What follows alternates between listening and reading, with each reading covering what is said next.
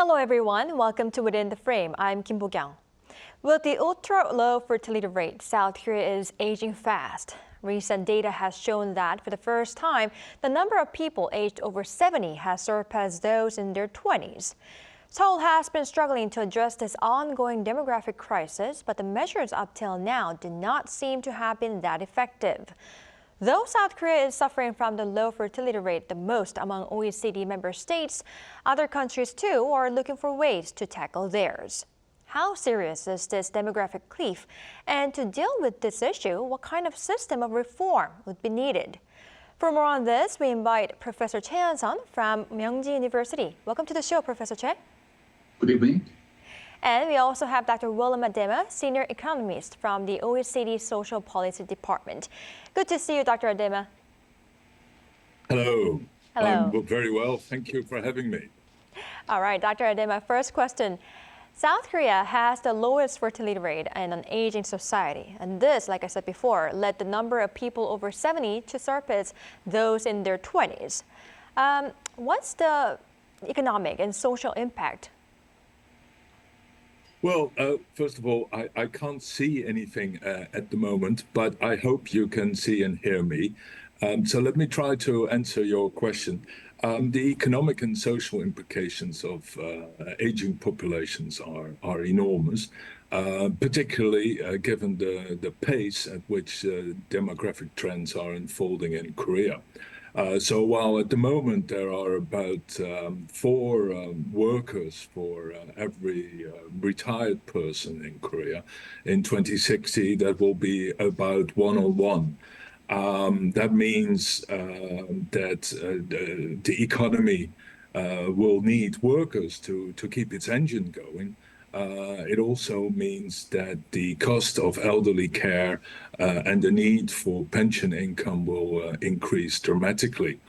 At the same time, there will be dramatic changes in the face of society.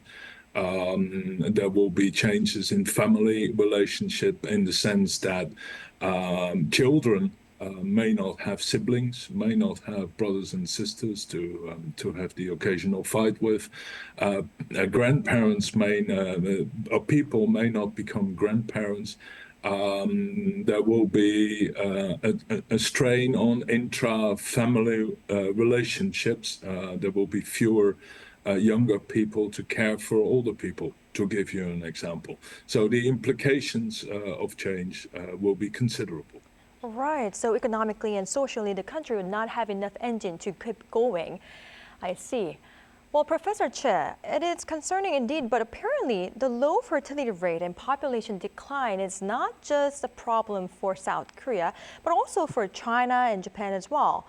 Now, one expert even pointed out that they are all going through social degradation due to this demographic cliff. Now, what do East Asian countries have in common regarding this issue? Yeah, I think it's a very interesting things happening in the East Asia. Korea, China, Japan, and even Taiwan has suffered very low fertility rate and its impact on the society and the economy, as Dr. Adema just explained. It just happened in Korea and other countries. Especially Korea is number one, is the lowest fertility rate, but Taiwan and Japan and China is also very competitive in terms of the lowest fertility rate.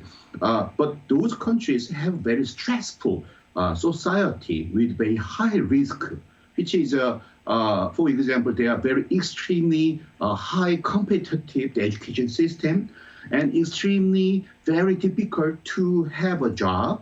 Also very extremely competitive to buy a house. So which is everything is very difficult. Also one more thing is a no failure accepted society. So it's also those countries have also experienced development, a very intense development experience, which is in the shorter time than Western country. They try to follow the Western powers based on the economy. So this is a very stressful society. Also, one interesting thing is, I cannot explain exactly, but those countries has also similar culture. So cultural aspect is also one part, but those very similarities those countries have. All right, so high competition and similar culture would be one of the main reasons why all these countries in East Asia region are going toward this low fertility rate. Now, Dr. Adema, let's take a look at cases in other countries and on other continents as well. UK and France have fertility rates higher than South Korea's. However, their figures are also in decline, and they are scrambling to come up with a lot of measures. Now, what is the situation like in these countries? Well, as you say, in the UK and in France, the fertility rate is below replacement level and has been declining for the last 10 years or so. But that's not just in the UK and France. It has happened in many other countries, including the Nordic countries like Finland and Norway, which were always looked at as the examples of countries which were able to sustain fertility rates at a level quite close to 2.1 children per woman, which is the replacement level. There is general awareness across the OECD of the implications of demographic aging. That does not mean that the low fertility trend always affects policy in the same manner. I mean, the low fertility rate in Korea is a big issue which drives policy development. That is far less the case in Europe. In countries like the UK or the Netherlands, where I come from, policy is very hesitant to interfere in what is considered to be a very private matter between adults. France, on the other hand, has a bit more of a tradition of including pro-natalist elements in its policy. So for years, for many, many years, the French policy has included tax measures which make it financially advantageous to have 3 rather than 2 children. But there are other examples in French policy which betray a traditional interest in this area. And France, for many years, has had the highest level of spending on public family benefits across the OECD at just about 3% of GDP. All right, I see your point, Dr. Adema. Now, Professor Choi, now let's take a look at if the countries, South Korea's countermeasures are effective enough. Now, in order to tackle this, the government and lawmakers have been coming up with cash support solutions, ranging from large-scale housing stipends to cash subsidies. However, as experts point out, such cash support is not effective. What is your view on this?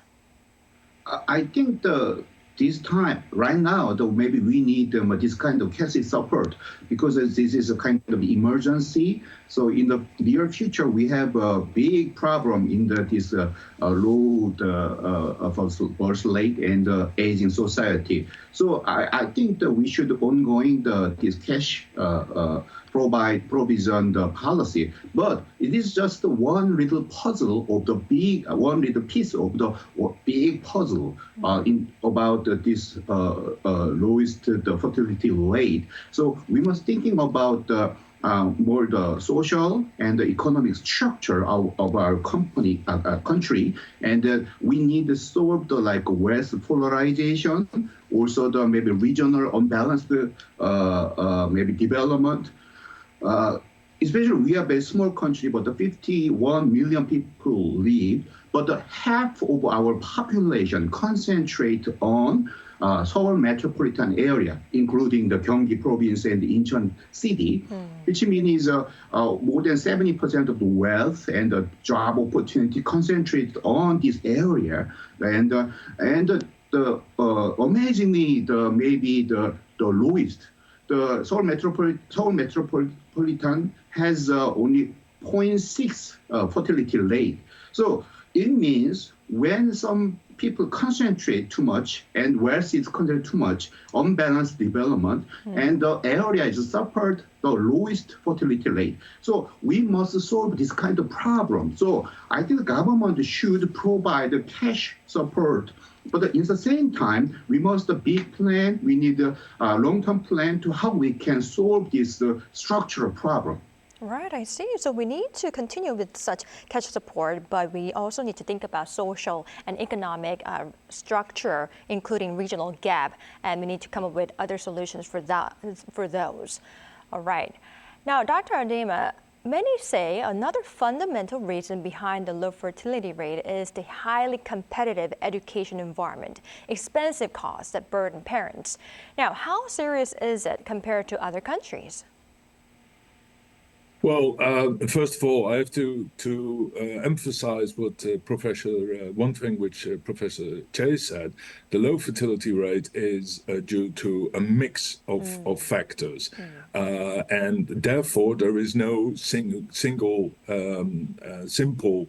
solution. But it's true that Korea stands out compared to other countries in terms of its high private education cost. The system of Hakwon, the high cost from a very young age, very often, for parents to send their children to these schools and compete for entrance exams in the best schools and later on in the best universities is an important factor, which is often not present in other OECD countries, except perhaps for Japan. So it's an important issue. What can you do about it? That's not so easy because it's not just the educational environment which is competitive. I mean, Korea is a fairly competitive society, and if parents all across the world want the best for their children, so if the societal pressure is such that you have to go through these schools to get the best place you can get in an educational institution, you will, and you don't want to be the first parent to withdraw from this system and do bad to your children. So it's not easily changed. What policy can do is reduce the reliance on these schools. That can be done through more investment in public education, which in itself is not bad, but you can always further reduce the need for private education. And you might think about the structure of points needed to pass for exams, to have continuous schooling at public schools count for these entrance exams. There will be other measures that can be considered, but it's not a problem which is easily solved. It has been developed over many years, and it will take some time to reduce the impact of this. All right, I see. And I totally agree that there cannot be any single or simple solution for this low fertility rate issue. And so I'd like to move on to another factor that affects this. You see, Professor Choi, South Korea's maternity and parental leave conditions are the lowest among the member states of OECD. Now, what do the government's family-related policies look like? I think it's getting better, I can say, But the recent survey by the Korea Population Health and Welfare Association, still the 43.9% of the pregnant women in the workplace, they suffered from uncomfortable environment, which is including supervisors and the co-workers. They don't support about normally pregnant woman, which is in the official. We should provide the maternal leave and the family care leave. It is legal, under the law. But the problem is still in the workplace environment. people felt very uncomfortable. They cannot do that. Also, even though they have leaves, the woman or the man, father or mother, they have a leave. How they treat them is very critical. So I think I'm sure is over the time, Korea society is getting much better. But in terms of the decrease of the population and the lowest fertility rate, but still we should follow very quickly about this maternity leave or family care leave, which is illegal. So I think it is maybe more focused on our culture, also more focused on about the people's mind. So it is very hard to maybe change. So I think that Dr. Adema just told us about the education things. It's a very similar situation, but it's getting better. I hope so. But in terms of the speed, in terms of the lowest fertility rate and the situation, how can I say?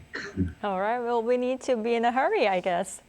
Now, up until now, we have been talking about countermeasures that South Korea has come up with to tackle this low fertility rate issue. But Dr. Adema, you reportedly proposed the consideration of other measures as well, such as extending the retirement age, as it would take between 20 to 25 years for policies to take effect. Could you elaborate more on this? It's human nature. It's the system of nature, really. I mean, even if you manage to increase your fertility rate significantly, let's say next year, it will take about 20 years at least before these children enter the workforce. So you will, and at the same time, over the next 20 years, and that will be ongoing, your population is aging with increased pressures from the growing elderly age group for demand on long-term care, retirement income, pensions, and as I said, a smaller group of people to actually take care of family members. So that's a very important point to take into account. What can we do about that? What is a combination of things. The productivity of the worker could be increased with technological innovation. There is another issue which is already happening in Europe, increasing of retirement ages, so people work longer. The other issue is that individuals can try to save themselves for a retirement income, and government can introduce fiscal measures or other financial measures to make that more attractive. So there is a whole array of measures that can help extend the working population and their productivity to deal with the needs of the growing elderly population. All right. Well, we'll definitely need to come up with more policies for elderly age group, as our Dr. Adema told us. Now, lastly, Professor Choi, how should South Korea view this demographic cliff issue, and what should the government readily focus on, in your opinion? I think we should have a hybrid policy. Mm-hmm. Maybe one part is how we can increase the birth rate.